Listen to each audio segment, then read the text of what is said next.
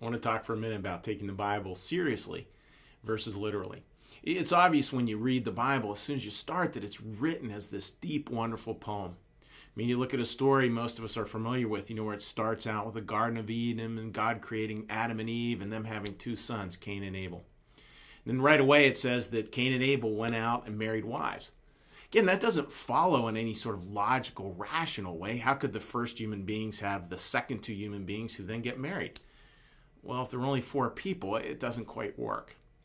But we can see a deeper poetry in there, deeper poetry within the words that through millennia, humanity's been very comfortable with. It's only recently, in the Western highly rational mind that we tend to look at the Bible and think of it as just being a history. And somehow if it doesn't all fit just like pure history, that it's not worthy of belief. But the reality is that poetry in the Bible is able to hold even deeper, more important, more significant truth. Because, true spirituality reaches the edge of language pretty quickly.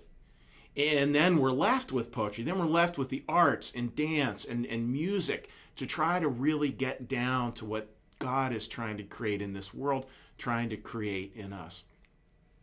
So you just look at some of those deeper poetic messages. I mean, one of the interesting ones I find is that in the Old Testament, the number one commandment actually was to take care of the stranger.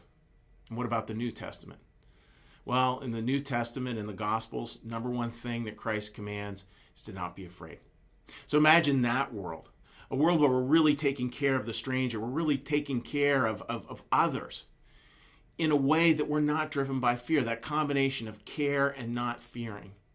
That deep poetic truth in the Bible is what God is trying to give, not some sort of historical polemic that holds together in some tight, rational argument.